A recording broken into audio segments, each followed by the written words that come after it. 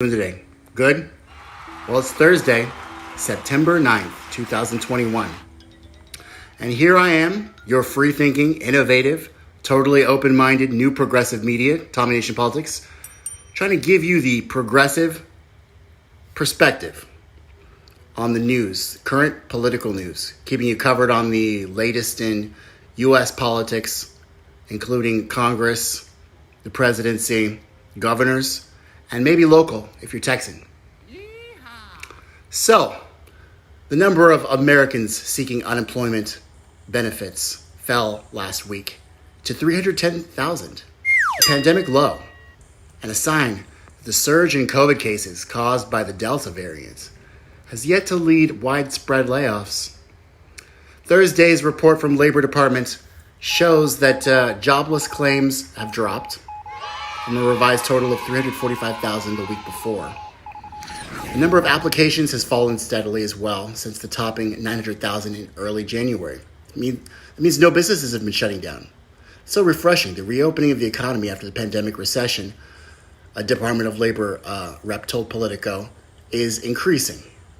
So 2 weeks after declaring that America was back, and so was Biden, building back better, President Joe Biden is also happening to be mired in the difficult stretch of his term with the withdrawal of Afghanistan and the disappointing summer with the, labor. He's hitting the reset button. He says in Politico, Biden hits reset. This Thursday morning, he signed an executive order requiring most federal workers and contractors to vaccinate. That's right, forced vaccinations, vaccination mandates. Previously, the policy of his COVID, Build Back Better didn't really include mandated vaccinations. But now, the executive branch has executed an executive order for 90% of the federal workforce, guys.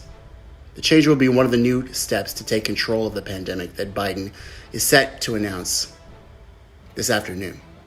A source familiar with the plans told USA Today that he's getting ready to build back better in the federal government.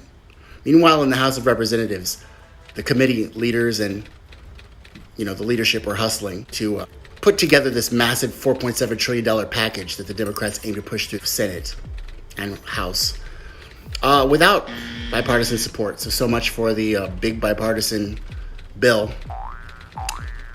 I don't really understand what's happening with that. The numbers keep fluctuating daily, guys. But I'll be here to give you the updated news every time it does. The top beneficiaries, according to the drafted legislation released by the committees, are the Department of Energy. They would get $15.6 billion, with nearly $13 billion of that going towards the Office of Science.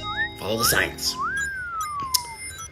So $2 billion for the R&D, $340 million would help expand research and quantum computing facilities.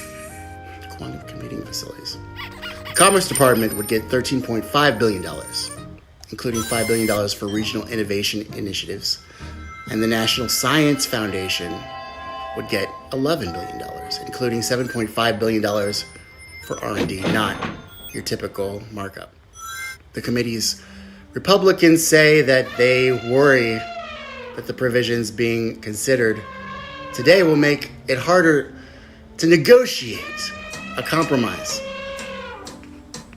between the Senate-passed U.S. Innovation and Competition Act on the House's equivalent bills.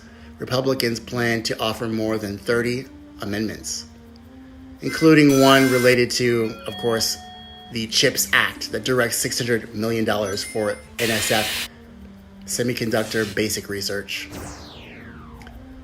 This is all very technical, but in former administration news, guys, Donald Trump spent years, arguing that America's endless wars were draining the country of resources and lives.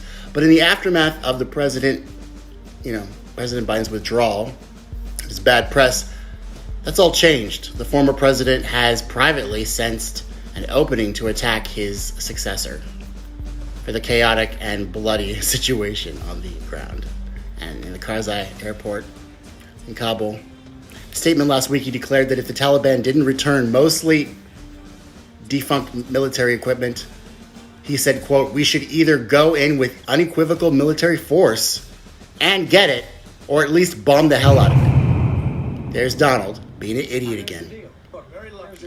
As for the Texas governor's race, it's getting cray-cray too.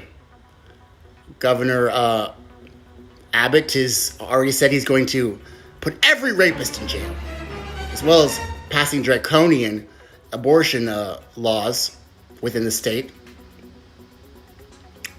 Democrats' dreams of flipping the Senate leadership were dashed in 2020, guys, as you remember. But many are eyeing a path out of the political wilderness as this Republican governor goes cray-cray in a effort to make conservatives in the state remember that he's a conservative, even though he hasn't done a goddamn thing absolute conservative in the last 4 years. So, once again, this is Tommy from Tommy Nation Politics, telling you to be free-thinking, innovative, totally open-minded, but not partisan.